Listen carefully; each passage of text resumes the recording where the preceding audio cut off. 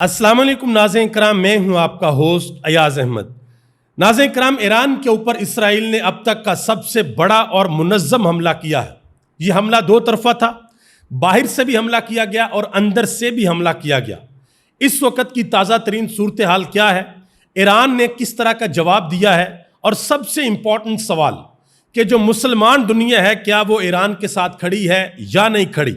पाकिस्तान का क्या मौक़िफ़ है, चाइना का क्या मौक़िफ़ है, रशिया का क्या मौक़िफ़ है, ये सारी की सारी चीज़ें आपके सामने रखने के लिए जा रहा हूँ। पाकिस्तान के अंदर से भी अहम तरीन खबरें हैं। एक बड़ा मसला बना हुआ है केपी असेंबली के अंदर। इमरान खान साहब ने अडयाला जेल से ये वाज़ेह तौर पर कहा था कि जब तक मुझसे मुलाकात नहीं होती, अली अमीन गंडापुर और दूसरी केपीके की क़यादत जब तक मुझसे आकर अडयाला जेल में मुलाकात नहीं करेगी, तब तक केपी असेंबली का बजट पास नहीं होगा, बल्कि पेश भी नहीं होगा। तो अब अली अमीन गंडापुर के लिए बड़ा इम्तहान का वक्त है। उनको मुलाकात भी नहीं करने दी जा रही और उनके ऊपर बहुत ज़्यादा प्रेशर भी है कि भाई जल्दी जल्दी ये बजट पास करवाएं, क्योंकि अगर केपी असेंबली का बजट पास नहीं होता, पेश नहीं होता, उसके ऊपर बहस नहीं होती और फाइनली उसको पास नहीं किया जाता, तो IMF वाले मामले में काफ़ी ज़्यादा मसले मसाइल हो सकते हैं। अब देखना ये है कि क्या इमरान खान के साथ मुलाकात होती है या नहीं होती। इसके अलावा जो बजट हुकूमत ने पेश किया है, उस बजट के अंदर जितनी भी कारस्तानियाँ इस हुकूमत ने की हैं वो भी खुलकर सामने आ गई हैं, वो भी आपके सामने रखने के लिए जा रहा हूँ। गुजारिश करूँगा कि वीडियो को लाइक कर दें, चैनल को सब्सक्राइब कर लें, और मेरे उन तमाम दोस्तों का बेहद शुक्रिया जिन्होंने हमारे यूट्यूब चैनल को सब्सक्राइब किया। नाज़रीन करम, सबसे पहले बात करते हैं ईरान और इसराइल के दरमियान जो लड़ाई, ये फुल स्केल वॉर शुरू हो चुकी है।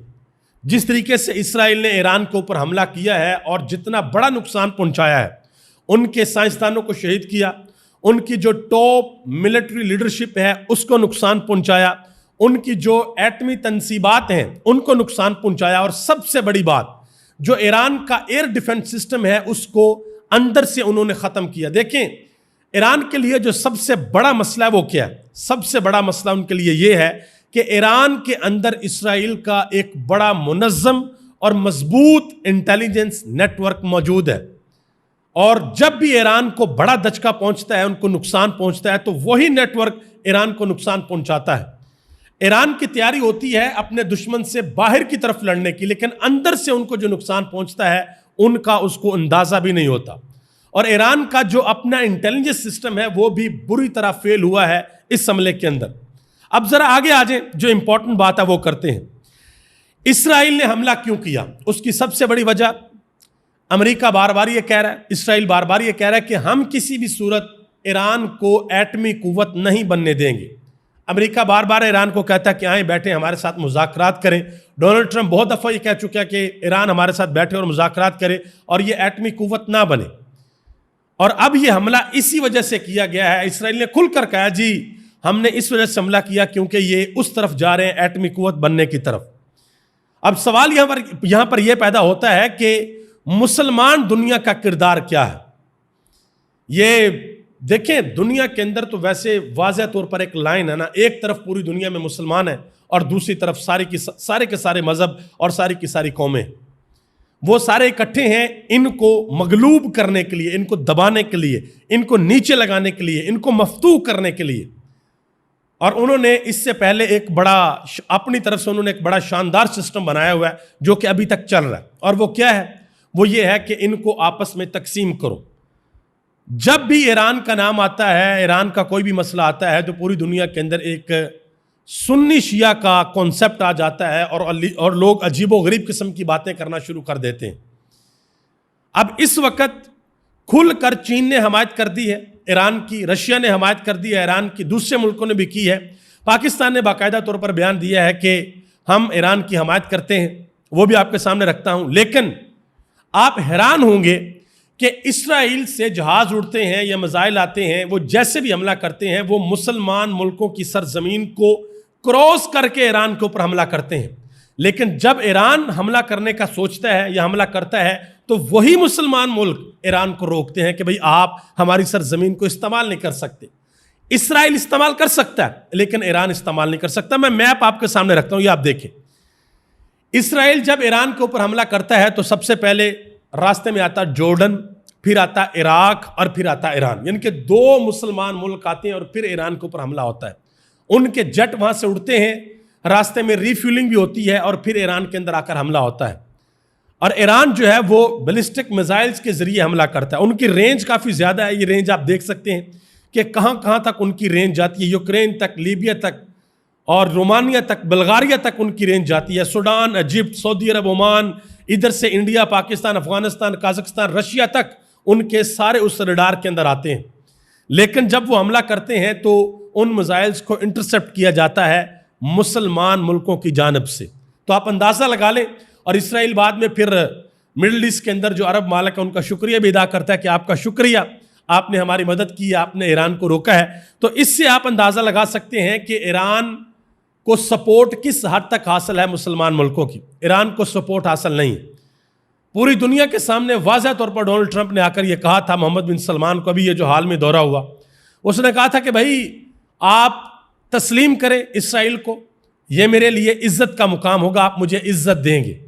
اور اس کے بعد آپ کو پتا کہ بہت سے دورے شورے بھی ہوتے رہے ہیں، پاکستان کے حکام بھی دورے شورے کر رہے ہیں، اور اس میں پاکستان کا بہت بہت اہم اور بڑا رول ہوگا یہ اسرائیل کو تسلیم کرنے کے حوالے سے. دیکھتے ہیں کہ آگے کیا ہوتا ہے. ابھی تو یہ ایک اور جو آپ سمجھ لیں کہ اور مسئلہ کھڑا ہو گیا ہے. پاکستان کا جو دفتر خارجہ ہے انہوں نے جو آفیشیل بیان جاری کیا، انہوں نے کہا جی پاکستان کی ایران پر غیر قانونی اسرائیل جارحیت کی ہم مذمت کرتے ہیں. اقوام متحدہ کے چارٹر کے آرٹیکل 51 کے تحت ایران کو اپنے دفاع کا مکمل حق حاصل ہے. بلاول بھٹو زرداری جو کہ ایک وفد کے ساتھ دنیا کے دورے پہ ہیں، انہوں نے کہا جی ایران پر حملے کی ہم سخت مذمت کرتے ہیں. اسرائیل نے پہلے اپنے ہمسائے ممالک پر حملہ کیا، فلسطین میں نسل کشی کی، اور اب ان کی یہ جنگ ہمارے خطے تک پہنچ چکی ہے. ہمارا مطالبہ ہے کہ عالمی دنیا امن قائم کرنے میں اپنا کردار ادا کرے. یہ جو سفارتی مشن کے سربراہ ہیں بلاول بھٹو زرداری صاحب، انہوں نے یہ بیان دیا ہے. ٹھیک ہے جی، دیکھتے ہیں کہ اس بیان کا کتنا کمپیکٹ پڑتا ہے.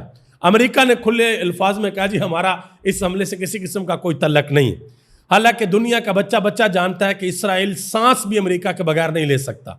ساری کی ساری سپورٹ جو ہے وہ امریکہ کی ہے. امریکہ ہی اسرائیل کے پیچھے ہے اور سب کچھ اسرائیل کرتا ہے. لیکن دنیا کو امن کا بھاشن دینا، دنیا کو یہ کہنا نہیں جی یہ کر دو وہ کر دو، وہ صرف ساری دنیا کے لیے، لیکن اسرائیل کو کھلی چھوٹ ہے، وہ کچھ بھی کر سکتے ہیں. ڈونلڈ ٹرمپ نے ایک اور بیان دیا. انہوں نے کہا جی پاکستان اور ہندوستان کے درمیان جو کشمیر کا مسئلہ ہے اس کو میں حل کروں گا. انہوں نے کہا جی کتنا عرصہ آپ اس تنازع کے اوپر لڑو گے. مزید انہوں نے کہا کہ میں سب کچھ حل کروا سکتا ہوں. انہوں نے کہا کہ میں آپ کا ثالث بنوں گا. یہ بھی کہا کہ میں نے تجارت کے ذریعے پاکستان اور بھارت کی جنگ روکی. یہ ڈونلڈ ٹرمپ نے بیان دیا. اب ذرا آگے آ جائیں. پاکستان کے اندر جو مسئلے مسائل چل رہے ہیں، پاکستان سے جو اہم ترین خبریں وہ بھی آپ کے سامنے رکھتا ہوں. عمران خان نے واضح طور پر اڈیالہ جیل سے یہ بیان دیا کہ کے پی اسمبلی کا بجٹ اس وقت تک پیش نہیں ہوگا جب تک مجھ سے مشاورت مکمل نہیں ہوتی. علی امین گنڈا پور کی، مزمل اسلم کی، جنید اکبر کی، عمر ایوب خان کی اور شبلی فراز کی، یہ اہم لوگ ہیں. یہ مجھ سے آ کر ملے، مشاورت کریں، اس کے بعد کے پی اسمبلی کے اندر بجٹ کو پیش کیا جائے گا. لیکن یہ ملاقات تو نہیں ہونے دی جا رہی. ابھی تک عمران خان کے ساتھ ملاقات نہیں ہوئی. تو آج کے پی اسمبلی کا جو بجٹ سیشن ہے اس کو کال کیا گیا. اس میں علی امین گنڈا پور نے بڑی اہم بات کی. انہوں نے کہا جی ہم بجٹ پر عمران خان سے ملاقات کرنا چاہتے ہیں. اگر یہ ملاقات نہ کروائی گئی تو پھر ساری کی ساری ذمہ داری وفاقی حکومت پر عائد ہوگی. ہم اپنے فیصلے کرنے میں آزاد ہوں گے. یہ انہوں نے بات کی ہے. جو اسپیکر ہیں خیبر پختونخوا اسمبلی کے بابر سلیم سواتی، انہوں نے کہا کہ بجٹ عمران خان کی مرضی سے منظور ہوگا. عمران خان سے ملاقات کروائی جائے. عمران خان حکم کرے تو ہم عہدے اور کرسیاں چھوڑ دیں گے. انہوں نے کہا کہ یہ بہت چھوٹی چیزیں ہیں، ہم یہ ساری چیزیں چھوڑ دیں گے. اسی طرح کے پی اسمبلی کے اندر نوجوان ایم پی ہیں سہیل افریدی. انہوں نے کہا کہ ہم عمران خان سے کیا چاہتے ہیں، عمران خان ہمارا کون ہے. ہم تو عمران خان کے ساتھ اس پارلیمانی سیاست کے لیے آئے ہی نہیں تھے. ہم تو انقلاب لانے کے لیے عمران خان کے ساتھ تھے، نظام کی تبدیلی کے لیے عمران خان کے ساتھ تھے، آئندہ بھی عمران خان کے ساتھ ہوں گے. یہ انہوں نے بات کی ہے. پشاور کے اندر آپ کو پتا کہ کل ایک بہت بڑی ریلی بھی نکالی گئی تھی اور وہاں پہ فیصل جوید خان نے خطاب کیا تھا. انہوں نے کہا تھا کہ مزاحمت ہوگی تو عمران خان کی رہائی ہوگی، کسی ٹرک کی بتی کے پیچھے آپ نے نہیں لگنا. انہوں نے کہا کہ جب تک ہم نہیں نکلیں گے عمران خان بھی باہر نہیں نکلیں گے. حسنات ملک صاحب نے ایک بڑی اہم بات کی. انہوں نے کہا جی عمران خان صاحب نے ایک مرتبہ پھر بڑی ہارڈ لائن لی ہوئی ہے کہ عمران خان بڑے سخت ہوئے ہیں, ان کے موقف کے اندر بڑی سختی ہے. انہوں نے کہا کہ وہ علی امین گنڈا پور کے اوپر بھی ٹرسٹ نہیں کر رہے, اور جو اسٹیبلشمنٹ ہے وہ علی امین گنڈا پور کو یہ کہتی ہے کہ تم عمران خان کے غلام ہو. اور اس سارے معاملے کے اندر اب پاکستان تحریک انصاف کی جو قیادت ہے وہ بھی بڑی کنفیوز ہے. برسٹر گوہر علی خان صاحب کا ایک بیان آیا جی, انہوں نے کہا جی میں استعفیٰ دے بھی دوں تب بھی سپریم کورٹ کے آرڈر کے مطابق کوئی بھی پارٹی کا چیئرمین نہیں بن سکتا. یہ بڑا اہم بیان ہے جی برسٹر گوہر علی خان کا کہ چیئرمین تو میں ہی رہوں گا, کوئی اور چیئرمین پارٹی کا نہیں بن سکتا. حالانکہ عمران خان صاحب کے ٹویٹر اکاؤنٹ سے جو ان کا پیغام جاری ہوا تھا اس پہ واضح طور پر لکھا ہوا تھا چیئرمین پاکستان تحریک انصاف عمران خان, یعنی کہ عمران خان کے کاغذوں میں برسٹر گوہر علی خان اب چیئرمین نہیں ہے. عمران خان نے کہہ دیا کہ صرف آپ عدالتی معاملات کو دیکھیں گے. عمر ایوب خان نے آج ایک اہم ترین پریس کانفرنس کی ہے. انہوں نے کہا جی آج جو میں نے اسمبلی کے اندر تقریر کی ہے میری اس تقریر کو روکا گیا, وائی فائی کا سسٹم جو ہے اس کو بند کیا گیا, ساؤنڈ سسٹم کو بند کر دیا گیا, ہر چیز بلاک کر دی گئی تاکہ میری تقریر کو روکا جا سکے. انہوں نے کہا کہ وہاں پر جو بھی حجوج مجوج بیٹھے ہیں ان کو شرم آنی چاہیے. یہ بات انہوں نے کی ہے. پاکستان کے وزیر خزانہ محمد اورنگزیب صاحب, ان کے حوالے سے طارق متین صاحب نے ایک ٹویٹ کیا. انہوں نے کہا جی اورنگزیب کا مقابلہ ہے اورنگزیب کے ساتھ اور دنیا حیران نہ ہو تو کیا کرے. ہمارے وزیر خزانہ صاحب نے 2 بیانات دیے. پہلے انہوں نے بیان دیا جی پاکستان میں معاشی استحکام آ چکا ہے, دنیا ہماری ترقی کی رفتار پر حیران ہے کہ معاشی استحکام پاکستان کے اندر آ گیا ہے, کوئی مسئلہ نہیں ہے, اور جس رفتار سے ہم ترقی کر رہے ہیں دنیا حیران ہے کہ بھائی یہ کیسے ترقی ہو رہی ہے. اور بجٹ کے بعد کیا کہتے ہیں کہ ہر چیز قرض لے کر رہے ہیں, مالی گنجائش کے مطابق ہی ریلیف دے سکتے ہیں. یعنی کہ جو ترقی کر رہے ہیں, جو استحکام آ رہا ہے وہ قرضوں سے آ رہا ہے, خود سے کوئی استحکام نہیں آ رہا. آگے آ جائیں. ارشاد بھٹی صاحب نے جواب دیا جی خواجہ آصف کو. وہ خواجہ آصف نے بیان دیا تھا نا کہ جی اسپیکر اور deputy speaker, chairman senate, deputy chairman senate کی جو تنخواہیں ہیں اور مالی امراض کے اندر جو بے تحاشا اضافہ ہوا ہے یہ مالی فحاشی کے زمرے کے اندر آتا ہے. مزید کہا تھا کہ جی عام آدمی کی زندگی کو ذہن میں رکھیں, ہماری تمام عزت آبرو اسی کی مرہون منت ہے. اب تو ویسے خیر نہیں ہے, اب تو فارم 47 ہے, اب تو عام آدمی آپ کے ذہن میں بھی نہیں آتا. لیکن ارشاد بھٹی صاحب نے ان کو جواب دیا. انہوں نے کہا جی خواجہ صاحب اس ملک کے اندر آئینی فحاشی ہوئی, ووٹ چوری کی فحاشی ہوئی, پیکا قانون سے لے کر سیاسی مقدموں تک فحاشی ہوئی, لیکن تب تو آپ خاموش رہے, تب تو آپ کچھ بھی نہیں بولے. حبیب اکرم نے ایک اہم ترین بات کی ہے قاضی فائز عیسیٰ کے حوالے سے. انہوں نے کہا کہ قاضی فائز عیسیٰ نے عدلیہ کے ساتھ وہ سلوک کیا ہے جیسے کوئی نقب زن کرتا ہے. انہوں نے کہا کہ قاضی نے جمہوریت کی بنیاد الیکشن کو ہی ڈھا دیا, اس نے ثابت کیا کہ ادارے باہر سے نہیں اندر سے تباہ ہوتے ہیں. انہوں نے کہا کہ آج علیمہ خان عدالت کے دروازے پر کھڑی اپنے بھائی کے ساتھ ملاقات کے لیے دہائی دے رہی ہیں, تو اسی کی جگہ پر کل کوئی اور کھڑا ہوگا اور دہائیاں دے گا اور پھر کوئی آواز کو سنے گا نہیں. حبیب اکرم نے مزید کہا کہ اس وقت جو عدالتیں ہیں وہ قانون کتابیں نہیں ہیں, ماحول کتابیں ہیں, ماحول کتابیں کام کر رہی ہیں. انہوں نے کہا کہ جب ماحول بنے گا تب قانون کے مطابق کام ہوگا. انہوں نے کہا کہ اور ہمارے جو اسلام آباد کے قائم مقام چیف جسٹس ہیں ان کے بارے میں ایک بڑا ہی اچھا فکرہ سلمان صفدر جو عمران خان کے وکیل ہیں انہوں نے کہا تھا کہ اصل مسئلہ ہی قائم مقام ہونا ہے. یہ انہوں نے بات کی تھی. مزید جی عامر متین صاحب نے بجٹ کے حوالے سے ایک بڑی اہم بات کی ہے. انہوں نے کہا جی حکومت نے فنانس بل میں FBR کے افسران کو اختیار دیا ہے کہ وہ شک کی بنیاد پر کسی بھی کمپنی کے CEO, ڈائریکٹر, CFO اور بزنس مین کے گھر میں گھس کر ان کی تجوریوں کی تلاشی لے کر ان کو گرفتار کر سکتے ہیں. انہوں نے کہا کہ اس عمل کے لیے ان کے کمشنر کو بھی مطلع کرنا ضروری نہیں ہے. مزید انہوں نے کہا کہ اب پھڈا پڑ چکا ہے کہ یہ بجٹ پاس نہیں ہوگا جب تک اورنگزیب صاحب تھوک کو نہ چاٹے, یعنی کہ تھوکا ہوا نہ چاٹے. انہوں نے کہا کہ یعنی دھمکی دی ہے کہ اشرافیہ کے گھر پر چھاپا پڑے گا, ورنہ انہوں نے کہا کہ ورنہ کیا ہوگا دیکھنا اب یہ ہے.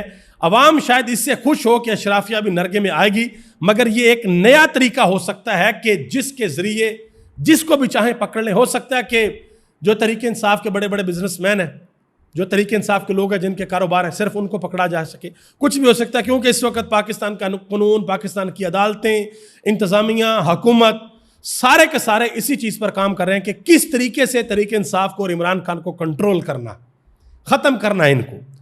لیکن ختم تو وہی ہوتا ہے جس کو اللہ کرنا چاہے. جس کو اللہ کا ختم نہ کرنا چاہے وہ بھائی کیسے ختم ہوتا ہے؟ ندیم افضل چند صاحب انہوں نے ایک بات کیا, کہتے ہیں جی نون لیگ کے ترجمان ہمارا تمسخر اڑاتے ہیں اور جب ہم آگے سے جواب دیتے ہیں تو پھر چاں چاں کرتے ہیں اور ہماری شکایتیں لگاتے ہیں, ان کے اوپر ہماری شکایتیں لگاتے ہیں.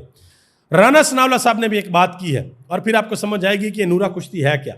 کہتے ہیں کہ پیپلز پارٹی کے ساتھ بات بن چکی ہے, بنی ہوئی ہے اور بنی رہے گی, لیکن ان کو اتنا حق تو دینا چاہیے کہ وہ بجٹ پر اپنے اعتراضات, بیانات اور تقاریر کی حد تک اٹھا سکیں. یعنی کہ تھوڑے بہت بیانات دے لیں دیں, بات چیت کرنے دیں, وہ کچھ نورا کشتی جو ہے وہ چلتی رہے, کسی قسم کا کوئی مسئلہ نہیں.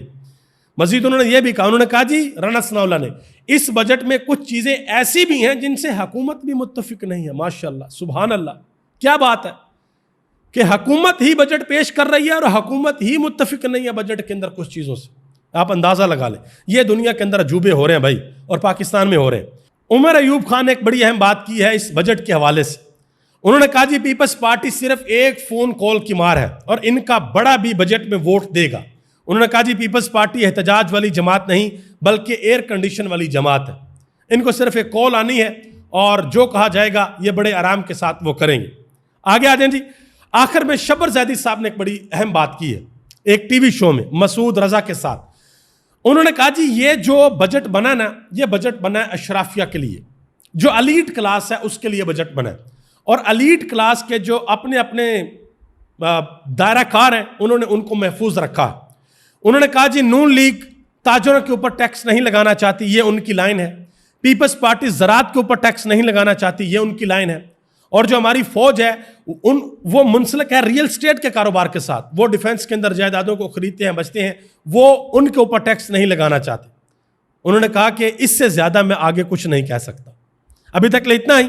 آپ سب کا بہت بہت شکریہ. پاکستان زندہ باد, پاکستان کے کروڑوں عوام پائندہ باد.